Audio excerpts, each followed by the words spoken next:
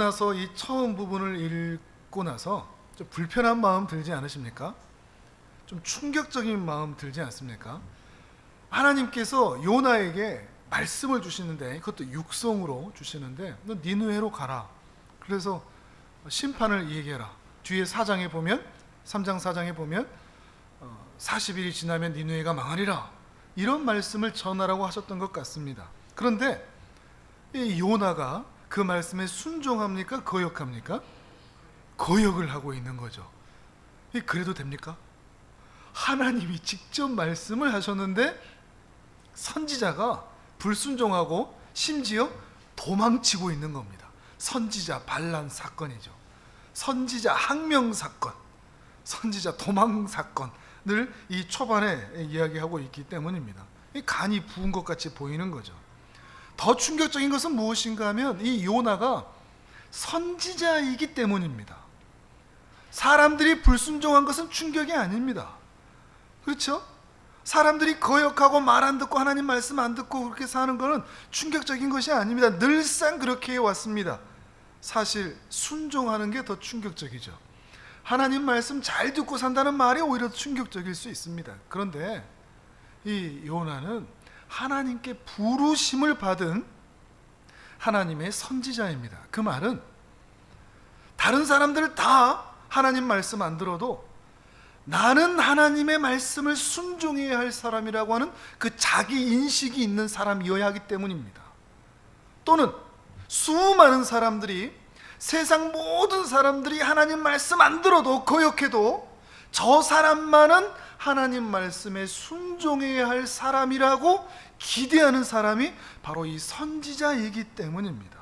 그런데 요나서가 시작하자마자 그것도 하나님의 선지자가 도망을 치고 있는 거죠. 이거를 요즘 말로 하면 불신자도 아니고 이제 갓 예수님 믿은 초신자도 아니고 이제 신앙이 뭔지 알 만큼 알고 직분도 좀 있고, 그래서 사람들이 자기 자신도 아유 그래도 이제 내가 하나님 말씀 순종하고 살아야지라는 자기 인식이 있는 사람들이, 수많은 사람들이 저 사람은 저러면 안 되지라고 하는 직분자나 교회 지도자라고 하는 사람들이 하나님 말씀을 순종하지 않는 모습을 보고 있는 거죠. 지금 요나가 그러고 있다는 겁니다. 그런데 도망치는데 아주 재미있는 표현들이 있습니다. 3절에 보니까 이런 말씀이 있죠. 마침 다시스로 가는 배를 만난지라. 마침이라는 이 우연이라는 이것이 요나가 봤을 때는 어떻게 보였을까요? 하나님의 심판으로 보입니까? 하나님의 은혜로운 인도하심으로 보입니까? 우리가 이럴 때 조심해야 됩니다. 이럴 때 조심해야 됩니다. 내가 하나님의 말씀을 불순종하고 있는데 내게 아무런 심판이나 책망이나 그런 심판의 말씀이 아니라 도리어 착착착착 잘 풀리고 있는 것처럼 보일 때를 오히려 조심해야 한다는 것입니다. 마침이라는 것이 분명히 하나님의 선하심 인도함일 때도 있지만 사단의 방해일 때도 있기 때문이죠. 마침 배가 있고 마침 다시스로 가는 배고 마침 뱃삭시 있어서 자리가 있어서 그 배에 오를 수 있었던 것이죠. 우리가 선택할 때는 상황이 아닙니다. 마침 일어나는 상황에 의하여서 우리는 선택할 사람들이 아닙니다. 무엇로 선택해야 됩니까? 하나님의 말씀으로 선택과 결정을 해야 할 사람들인 것이죠. 요나가 닥친 상황에 의하여서 이렇게 하면 되겠구나 할 것이 아니라 요나에게 임한 말씀으로 그는 선택해야 했다는 것입니다. 그런데 이 요나는 마침 그 배에 오르고 있는 것이죠. 도망치고 있는 겁니다. 그러면 이 질문을 던져봐야 되겠죠. 왜 도망치고 있을까요? 왜 거역하고 있을까요? 왜 하나님 말씀에 순종하지 않고 있을까요? 그 이유가 무엇이겠습니까? 여러 이유들이 있을 겁니다. 먼저 정치적으로 니느웨가 어디죠? 아수르의 수도입니다. 아수르 기억하시죠? 북이스라엘을 멸망시킨, 흩어버린 잔인하고 포악한 나라입니다. 그런데 그 나라에 가서 심판을 말해라. 그리고 저들을 저들에게 복음을 전해라. 이것이 우리 표현으로 하면, 우리의 역사의 표현으로 보면 일제시대에 조선 사람 하나, 신앙인 하나 불러서, 목사 하나 불러서 너는 일본의 도쿄로 가라. 그래서 거기에서 복음을 선포해라. 회개하지 않으면 망한다. 회개하라. 선포해라. 그러면 그 사람이 마음 편하게 가겠습니까? 바라는 건 뭐죠? 저 일본은 망해야지. 폭탄 들고 가라는 것도 아니고, 폭탄 던지면 내가 다 죽여줄게, 이런 말씀도 아니고, 심판을 통해서 회복시킨다는 그런 사명을 준다고 하면 마땅하지가 않은 것입니다. 또 한편 두렵기도 할 겁니다.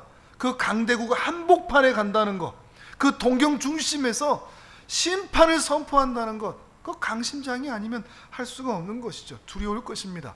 말 몇 마디 해보기도 전에 끌려가 죽을 것이 분명하기 때문이죠. 더 분명한 것은, 확실한 이유는 신앙적인 이유 때문입니다. 만약에 이 니느웨 사람들이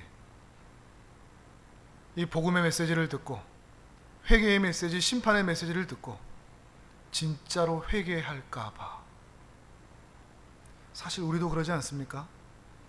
일본을 아주 미워하지는 않겠는데 잘 되는 거는 못 봅니다. 너무 잘 되지는 않았으면 좋겠습니다. 그런 나라들이 있죠. 그런 사람들이 있습니다. 하나님께서 적당히 은혜 주시면 좋은데, 우리나라를 괴롭힌 저 아수르, 니느웨 사람들, 저 잔인하고 포악한 민족, 저들을 왜 구원하셔? 멸망시키셔야지. 우리 하나님이라면 저들을 멸망시키셔야지. 왜 저들에게 은혜를 줘? 왜 저들에게 복음의 메시지를 나눠?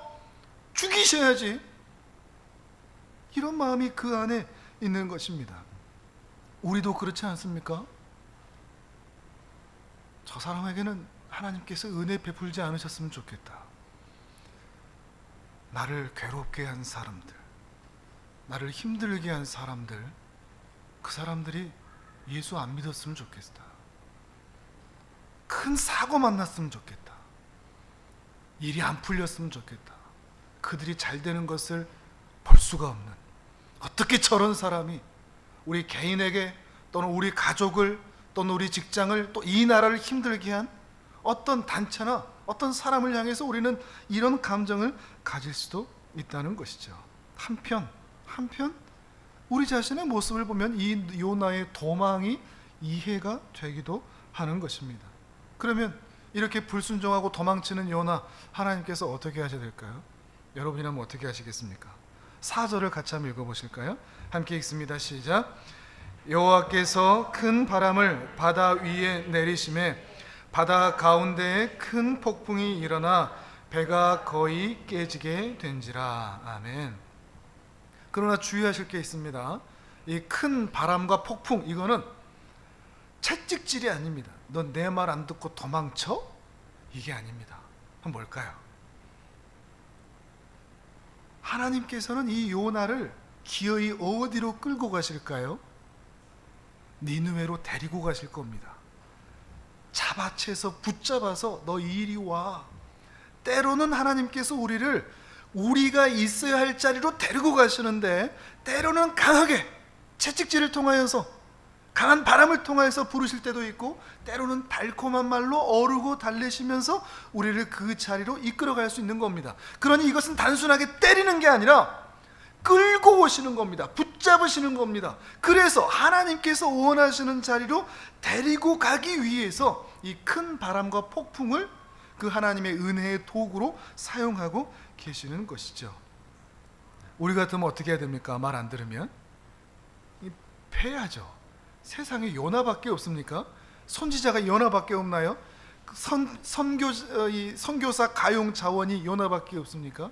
얼마나 많은 사람들이 있습니까? 그런데 하나님은 기어이 이 요나를 포기하거나 버리시는 게 아니라 끄집어 데리고 가고 계시는 것입니다. 이 요나에게 행하시는 이 하나님의 은혜가 참 놀랍습니다. 은혜라는 거죠. 사랑이라는 것입니다. 하나님은 기어이 이 사람을 끌어다가 반드시 하나님께서 두셔야 할 그 자리로 데리고 가시는 불순종으로 시작했으나 순종으로 그 길을 마치도록 이끌어 가시는 분이라는 것을 우리는 보게 되는 것입니다. 먼저 하나님은 이 요나가 타고 있던 이 배에 강한 바람과 큰 폭풍을 일게 하셔서 배가 깨질 지경이 되게 하셨습니다. 그래서 선원들이 모두가 다 두려워합니다. 자기 신들의 이름을 부르고 자기 힘으로 이 난관을 헤쳐보려고 모든 짐을 이 바다에 다 던져보면서 어떻게든 이겨보려고 합니다. 그러나 이길 수 없습니다. 해결할 수 없습니다. 왜 그럴까요? 하나님께서 지금 이 요나를 설득하시려고 이렇게 하신 건데 당연하죠. 자기들이 이것을 해결할 수가 없는 거죠. 근데 요나는 이 폭풍에서 어떻게 하고 있습니까? 배의 가장 밑에서 잠을 자고 있었습니다. 선원들이 모여서 제비를 뽑습니다. 왜 이런 일이 생겼는가? 누구 때문에 이 일이 생겼는가? 확인하기 위해서 제비를 뽑습니다. 누가 뽑혔을까요? 요나가 뽑히죠. 왜요? 하나님이 지금 요나를 끌고 가려고 이 일을 벌이시는데 당연히 요나가 뽑혀야죠. 그러면서 선원들이 요나에게 묻습니다. 너는 누구냐? 네가 하는 일이 뭐냐? 어디서 왔느냐? 너의 나라가 어디고 너의 민족이 어디냐? 이 질문이 요나에게는 하나님의 음성으로 들렸던 것 같습니다. 너 선지자지, 너 선지자지, 네가 하나님께 명령받았지. 그러니까 이 질문에 대해서 이 요나 선지자가 이실직고를 하는 겁니다. 얘기할 필요가 없는 건데 내가 사실 하나님의 명령에 도망쳐서 두려워서 도망치고 있는 길이다 라고 이실직고를 했다는 이야기는 이 선원들의 이야기가 하나님의 음성처럼 들렸다는 것을 짐작해 볼 수가 있는 겁니다. 그러면서 선원들이 10절에 그러죠. 네가 어찌하여 그렇게 행했느냐? 두 가지 질문을 던진 겁니다. 너 누구냐? 너는 어떤 존재냐? 너는 왜 그렇게 했느냐?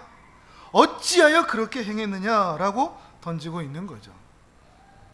다른 사람 다 그렇게 불순종하고 살아도 그 사람은 그렇게 살면 안 되는 그 사람이 그렇게 하나님을 거역하였을 때 세상은 반드시 묻게 되어 있습니다. 너는 누구냐? 너는 왜 그렇게 하고 있느냐? 이 질문이 요나에게 하는 질문이 아니라 바로 우리에게 하는 질문 같지 않습니까? 세상이, 우리 가정에서 우리 가족이, 교회 안에서 우리 성도가, 직장에서 우리 동료가, 세상에서 우리 교회를 향해서, 세상에서 우리 교회 지도자들을 향해서 질문하는 것 같지 않습니까? 당신은 누구냐? 왜 그렇게 행했느냐? 어찌하여 당신이 그런 불순종을 행했느냐? 책망하고 있는 것 같지 않습니까? 이 시대가 그렇죠. 교회가 교회답지가 않고 성도가 성도답지 않은, 불신자와 신자가 구별되지 않은, 아니 오히려 신자가 불신자보다 훨씬 더 못한 이 시대에 수많은 세상 사람들이 교회를 향해서, 성도를 향해서, 교회 지도자들을 향해서 책망하고 있는 거죠. 너는 대체 누구냐? 너는 왜 그렇게 행하고 있느냐? 어쩌면 교회가 이 세상에서 가장 하나님의 말씀을 안 듣고 있는 존재, 단체가 아닐까요? 사실 이 요나서 전체를 보시면요, 모든 사람들이고 사물들이 하나님의 말씀에 순복하고 있습니다. 선원들, 자기 신들이 있다고 하지만 이 하나님 때문이라는 것을 알고는 하나님을 두려워하죠. 나중에 넘어가면 니느웨 사람들 다 하나님께 회개합니다. 심지어 왕까지, 대신들까지, 심지어 니느웨의 짐승들까지 다 금식하면서 하나님을 두려워합니다. 뿐만 아니죠, 이 큰 바람, 폭풍, 제비 뽑는 것마저 하나님께 순복하고 있습니다. 뒤이어 나오는 뜨거운 햇볕, 박넝쿨, 벌레까지 모든 사물과 사람들이 다 하나님께 순복하고 있는데 이 요나서에서 유일하게 순종하지 않는 사람이 누구죠? 유일하게 하나님을 거역하는 사람이 누굽니까? 요나죠. 이 시대의 우리의 모습 아닐까요? 하나님 말씀을 제일 안 듣고 거역하고 도망치고 있는 사람들이 혹시 우리 자신 아닐까요? 우리 교회 아닐까요? 성도 아닐까요? 교회 지도자들 아닐까요? 씁쓸합니다. 인정할 수밖에 없기 때문이죠. 그러면 이런 요나, 이런 교회, 이런 성도, 하나님께서 어떻게 하셔야 될까요? 확 쳐버려야 될까요? 놀라운 것은 이 하나님의 은혜입니다. 하나님께서 이 요나를 포기하지 않으신다는 것에 있습니다. 그래서 기어이 하나님께서 원하는 자리로 이 요나를 끌고 가신다는 데 있습니다. 놀라운 하나님의 은혜이죠. 하나님이 요나를 포기하지 않으십니다.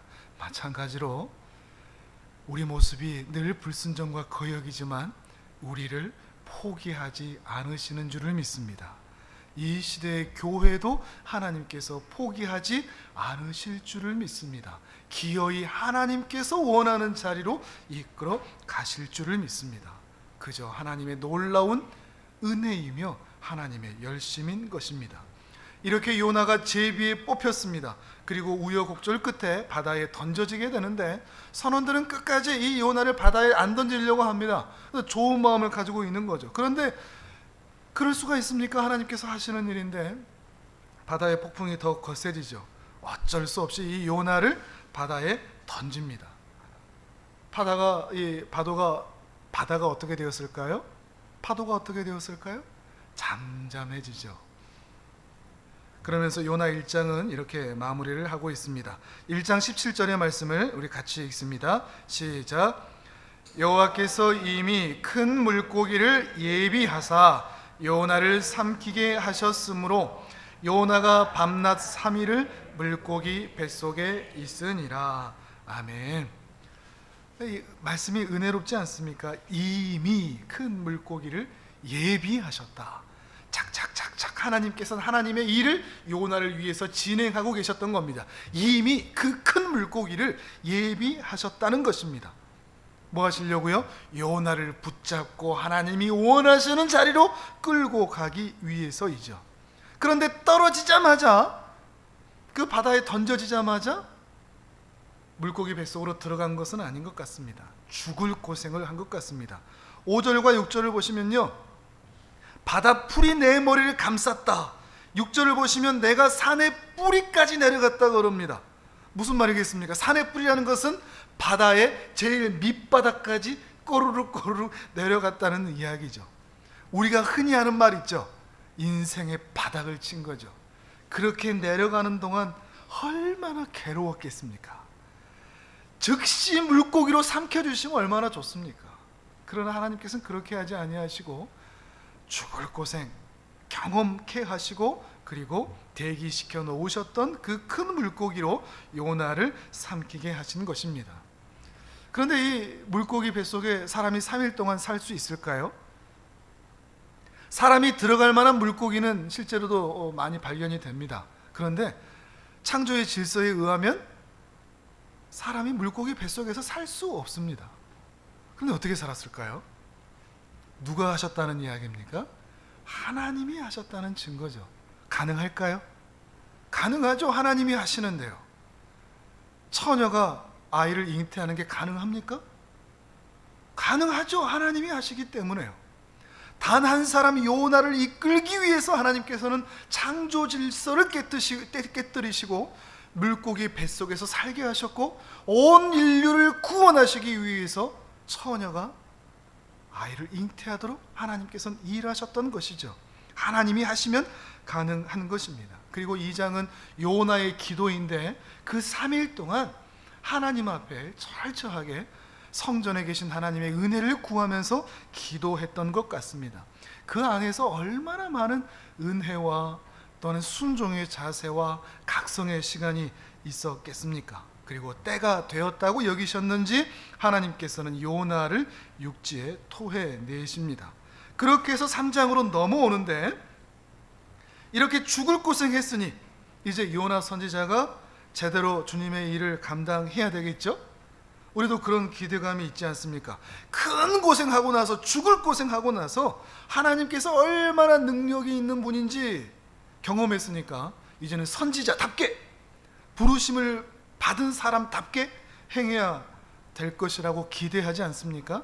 미리 말씀드리지만 아주 그렇지는 않습니다. 우리도 그렇죠.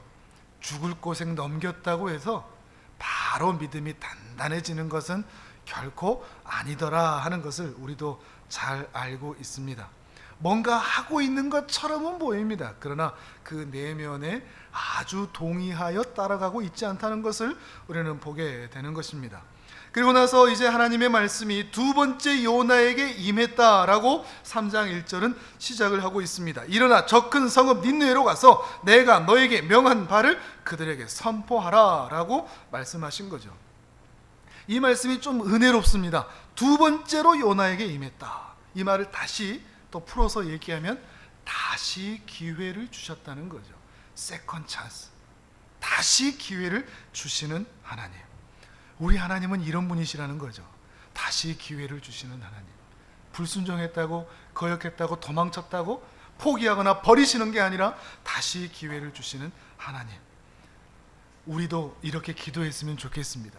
하나님, 실패하고 거역하고 불순종했는데 다시 기회를 주십시오. 다시 일할 수 있는 기회를 주십시오. 한 번의 기회를 더 주십시오. 그리고 이번에는 요나가 순종의 모습을 보입니다. 하나님의 말씀대로 니느웨로 갑니다. 이 3절에 보니까 얼마나 큰 성읍인지, 이 성읍은 3일 동안, 사흘 동안 걸을 만큼 큰 성읍입니다. 그런데 4절에서는 그렇게 사흘을 다니는 곳에서 요나가 하루 동안 다니며 외쳤습니다. 40일이 지나면 니느웨가 무너지리라. 40일이 지나면 니느웨가 무너지리라. 40일이 지나면 니느웨가 무너지리라. 사흘을 돌아야만 니느웨 곳곳에 전부 다 말할 수 있는데 단지 하루만 돌았을 뿐인데 놀라운 일이 벌어집니다. 누군지도 알지 못하는 이스라엘 사람 하나, 물고기 뱃속에서 나왔으니 이 모습이 얼마나 남루하겠습니까? 거지 같은 한 사람 하나가 그렇게 40일이 지나면 니느웨가 무너지리라 이 말씀을 했다고 니느웨가 발칵 뒤집어진 것입니다. 니느웨 전체가 회개하기 시작한 거죠. 3장 5절을 같이 읽습니다. 시작. 니느웨 사람들이 하나님을 믿고 금식을 선포하고 높고 낮은 자를 막론하고 굵은 배 옷을 입은지라. 아멘. 니느웨 사람들이 회개하고 돌이키고 있는 거죠. 아무리 살펴봐도 이 요나가 지성적으로 그들을 설득했다거나 감성적으로 그들의 마음을 자극했거나 열정적으로 큰 소리로 외친 것 같지도 않습니다. 그저 하나님이 주신 이 한마디 말, 40일이 지나면 니느웨가 무너지리라, 이 한마디 말만 주구장창 했을 뿐입니다. 그런데 이 말 한마디에 니느웨 전체가 회개를 하고 심지어 누구까지? 왕까지. 요나가 만나보지도 못한 이 왕까지도 베옷을 입고 조서를 내리면서 니느웨에 사는 모든 가축들까지도 금식하도록 명령을 내리고 있는 것입니다. 놀랍지 않으십니까? 이런 요나의 설교 이후에 니느웨 성읍 전체가 회개하고 하나님께서는 니느웨의 재앙을 그치기로 작정하시기까지 합니다. 어떻게 이 일이 가능할까요? 잔인하고 포악한 민족, 하나님을 알지 못하는 이 니느웨의 회개가 어떻게 해서 일어난 것일까요? 누가 하신 것입니까? 하나님께서 하셨다는 것이 분명한 것이죠. 이것저것 볼 것 없습니다. 하나님께서 이 니느웨라는 이 민족에 은혜를 베푸신 것입니다. 이 포악한 민족, 이스라엘 백성도 아니고 이방 민족, 이들에게 긍휼을 베푸셔서 심판을 면하게 하시는 것입니다. 요나가 한 것이라고 말할 수 없습니다. 분명히 3일 길을 다녀야 니느웨 전체를 다니는데 하루만 했으니 요나의 열심이라고, 요나가 최선을 다했다고 말할 수 있는 건덕지가 전혀 없는 것이죠. 왕을 만나보지도 못했는데 왕이 그렇게 조서를 내렸다는 것을 보면 우리는 분명히 알고 있습니다. 요나 스스로도 알 것입니다. 요나가 한 것은 아무것도 없다와 마찬가지인 것인 거죠. 이 하나님의 긍휼 때문에 2장에서는 바닥을 쳤던 요나가 살아났고 3장에서는 니느웨가 심판을 면하게 되고 은혜를 경험하게 되는 것입니다. 그런데 지금 이 상황이 도무지 마음에 들지 않는 사람이 한 사람이 있습니다. 4장 1절은 이렇게 시작하죠. 요나가 매우 싫어하고 성내며. 이건 단순하게 한 줄이 아니죠. 그의 감정을 생각해 보십시오. 그는 지금 분노하고 있습니다. 하나님께 분노하고 있습니다. 도무지 마음에 들지 않습니다. 이 자세를 보면 앞에 3장에서 보였던 그 순종하는 듯한 모습이 진실한 변화는 아니라는 것을 볼 수 있는 거죠. 사람은 아무리 죽을 고생을 해도 곧바로 바뀌는 것이 아니라는 것을 이 요나가 너무나 잘 보여줍니다. 그러면 왜 순종하는 것처럼 보였을까요? 하나님이 무서우니까. 또 물고기 뱃속에 집어 던질지도 모르니까 에이 하자, 이런 마음인 거죠. 바닥에 가장 낮은 곳까지 또 가기 싫으니까. 우리가 왜 순종하는 듯한 모습을 보이죠? 머문 예배의 자리에 나와 있지만 우리가 왜 하나님을 사랑하는 것처럼 보이죠? 때로 이럴 때가 있습니다. 또 암에 걸리지 않으려고, 또 사고 나지 않으려고, 또 하나님께서 나를 벌하지 않게 하려고, 내 자식들 잘 되게 하려고, 내 사업이 꼬이지 않게 하려고 일단 몸은 하나님께만 나와 있는 경우가 있더라는 것입니다.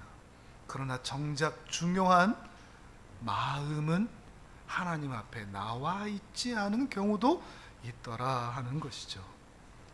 요나가 지금 그렇다는 겁니다. 사실 요나는 지금 기분이 굉장히 나쁩니다. 사흘도 아니고 단 하루만 소리치면 될 것인데, 그러면 굳이 자신을 여기까지 부르실 필요가 없습니다. 죽을 고생해서 내가 여기까지 안 왔어도 됩니다. 주인공 시켜주는 것도 아닙니다. 누가 봐도 우와 요나가 했다 이런 말 듣게 해주셔야 되는데, 누가 봐도 저거 엑스트라네, 저거 한 것 없네, 이 말 들을 그 자리에 나를 왜 불러? 나를 왜 그런 자리에 나를 불러? 아무도 나를 인정해 주지 않는 그런 자리에 왜 나를 불러? 마음에 들지 않는 거죠. 왜 나 왜 부르셨대? 나를 왜 이 자리까지 이끌고 오셨대? 대체 뭐 하시려고? 나한테 아무런 영광도 없고 이름도 없는데. 화가 나는 거죠. 더 나아가서 이 요나는 니느웨 민족이 심판을 면했다는 것을 볼 수가 없는 겁니다. 이 민족은 무조건 망해야 됩니다. 두고 볼 것 없습니다. 생각할 필요도 없습니다. 그래야 속이 시원합니다. 우리 민족을 얼마나 괴롭혔는데, 우리 민족을 얼마나 죽였는데, 내 마음을 얼마나 괴롭게 만들었는데 죽어버려야 됩니다. 저런 민족에게, 저런 사람들에게 왜 은혜를 베풀어 준다는 말입니까? 무조건 망해야 되죠. 저 원수들이 잘 되는 거, 저 원수들이 잘 풀리는 거 우리가 어떻게 봅니까? 저들은 망하고 나는 잘 돼야지. 그래야 우리가 하나님 믿는 보람이 있지. 요나는 지금 벌어지고 있는 이 상황이 매우 싫은 겁니다. 심지어 하나님까지 싫어지고 있는 거죠. 그래서 이렇게까지 이야기를 합니다. 4장 2절을 보시면 중간쯤에 이러죠. 주께서는 은혜로우시며 자비로우시며 노하기를 더디하시며 인애가 크시사 뜻을 돌이켜 재앙을 내리지 아니하시는 하나님이신 줄을 내가 알았음이니이다. 여호와여 원하건대 이제 내 생명을 거두어 가소서. 사는 것보다 죽는 것이 내게 나음이니이다. 2절에서 이 하나님에 대해 영광을 돌리는 것 같지만 사실 뭡니까? 하나님 은혜로우시죠. 하나님 자비로우시죠. 그렇죠. 하나님 좋으신 분이죠. 어련하시겠어요. 하나님 마음이 얼마나 넓으시겠어요. 그렇죠. 근데 저는 마음에 안 들어요. 저 그냥 죽여버리세요. 이 꼴 보는지 저 그냥 죽을게요. 이렇게 이야기하고 있는 거죠. 이 요나, 대체 무엇이 문제입니까? 무엇이 문제여서 여기까지 와 있는 거죠? 무엇이 문제여서 그 몸은 하나님 앞에 순종하는 것처럼 보이지만 그 마음은 패배꼬여 있는 것이죠? 사실 요나는 하나님의 뜻이 무엇인지, 이 하나님의 마음이 니느웨를 향해서 얼마나 궁휼로 불타고 있는지 하나님 아버지의 마음을 전혀 알지 못하고 있는 것입니다. 신학적으로는 압니다. 주님은 자비로우시고 은혜로우시고 노하기를 더디하시고 신학적으로는 압니다. 그러나 그 마음의 동의는 전혀 하지를 못합니다. 왜요? 하나님의 뜻보다 누구의 뜻이 더 중요하죠? 내 뜻이 더 중요합니다. 하나님이 영광 받는 것보다 누가 영광 받는 게 더 중요하죠? 내가 영광 받는 게 더 중요합니다. 하나님의 그 긍휼의 마음보다 내 자존심이 더 중요한 것입니다. 이런 요나가 이해되십니까? 사실 우리 교회들 안에, 우리 신앙인들 안에 무수히도 일어나고 있는 일 아닙니까? 분명히 하나님의 믿는 백성이라면 분명한 자기인식, 하나님께 순종해야지, 하나님께 영광 올려드려야지, 하나님을 위해 살아야지 라고 하는 그 분명한 인식이 있는 사람임에도 불구하고, 성도고 직분자고 교회 지도자이면서도 불구하고 하나님의 뜻이 뭔지, 하나님의 계획이 뭔지, 하나님의 그 불타는 긍휼이 대체 무엇인지, 하나님의 영광을 위해 산다는 것이 무엇인지 그다지 관심이 없다는 것에 있습니다. 그저 관심이 있는 것은 내 이름입니다. 내 기쁨입니다. 내 즐거움입니다. 내 재산입니다. 내 건강입니다. 내 뜻입니다. 내가 드러나야 되고, 내가 즐거워야 되고, 내 뜻이 관철돼야 되고, 내 뜻대로 움직여야 됩니다. 그것이 더 중요한 것이죠. 교회에서 싸우는 것들이 대부분 이런 것들이죠. 내 의견 하나 관철시키자고, 내 이름 한번 드러내자고, 내 자존심 한번 세우자고 얼마나 많은 교회들이 싸우고 갈라지고 분열됩니까? 교회를 통해 드러나야 할 하나님의 영광이 무엇인지는 그다지 관심이 없는 것입니다. 이 시대가 그런 것 같습니다. 그리스도인에게서 그리스도가 보이지를 않습니다. 성도에게서 하나님의 거룩이 드러나지를 않습니다. 교회에 하나님의 임재가 나타나지를 않습니다.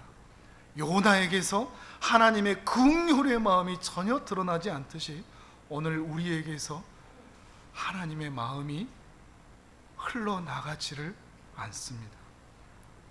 그리고 요나는 성 밖으로 나가버립니다. 구경이나 해보자. 내가 이렇게 하나님께 쏟아냈으니 하나님께서 뭔가 하시겠지. 그러면서 성 밖에 나가서 성이 이제 어떻게 되나 봅니다. 어떤 의미겠습니까? 끝까지 내 뜻이 관철되기를, 하나님께서 저 니느웨를 멸망시켜 주기를 바라면서 구경하고 지켜보고 있는 것입니다. 그리고는 그늘에 앉았습니다.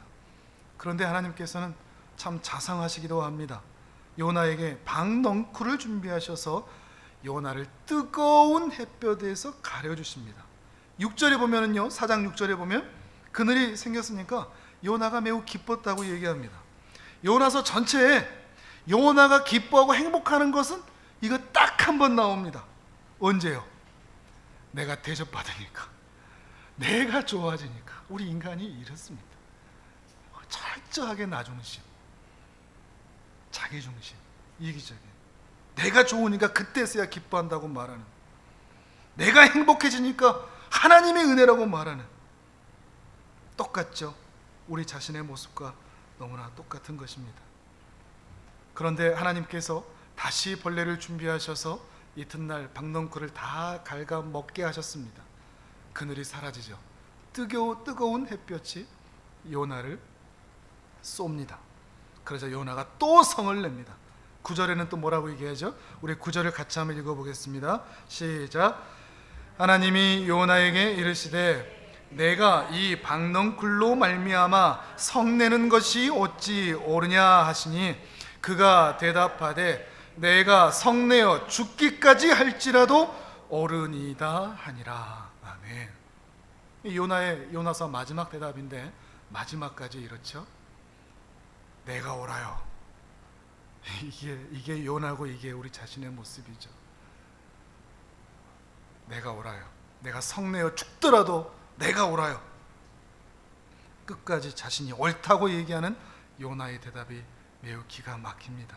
그리고 또한 우리 자신의 모습입니다. 그리고 하나님께서 이 요나서의 마지막을 질문으로 던지고 계십니다. 10절과 11절을 우리 같이 읽습니다. 시작. 여호와께서 이르시되 내가 수고도 아니하였고 재배도 아니하였고 하룻밤에 났다가 하룻밤에 말라버린 이 박넝쿨을 아꼈거든 하물며 이 큰 성읍 니느웨에는 좌우를 분별하지 못하는 자가 12만여 명이요 가축도 많이 있나니 내가 어찌 아끼지 아니하겠느냐 하시니라. 아멘. 요나, 네가 수고도 않고 재배도 않고 투자한 것도 없으면서 하룻밤 입다가 그 하룻밤 너에게 즐거움을 주었다고 그 박농클을 그렇게 아깝게 여기지 않았느냐? 그 있던 것이 네가 키운 것도 아닌데 없었다고 너는 지금 성을 내고 있지 않느냐? 요나, 너를 기분 좋게 만들었던 그 박넝쿨 하나를 네가 그렇게 아까워하는데, 하물며 내가 니느웨의 이 12만 명 그 무수한 가축들을 내가 아끼지 아니하겠느냐? 내가 내 형상으로 만든 저들, 내가 내 형상을 나누어 창조한 저들, 좌우를 분별하지 못하고 무엇이 옳은지 무엇이 그른지 무엇이 바른 길인지 무엇이 틀린 길인지 그것도 분별하지 못하고 자기 옳은 생각대로 살아가는 저들을 내가 불쌍히 여기고 내가 긍휼히 여기겠다는데, 너는 그렇게 내 마음을 몰라주겠느냐? 너는 그게 그렇게 싫으냐? 저들이 이방인이면 어떠냐? 저들이 잔인하면 어떠냐? 저들이 포악하면 어떠냐? 저들이 고하면 어떠냐? 저들이 장애인이면 어떠냐? 저들이 힘든 삶을 사는 사람들이면 또 어떠냐? 저들이 괴로운 삶을 사는 사람들이면 또 어떠냐? 저들이 너를 괴롭게 하는 사람들이라면 또 어떠냐?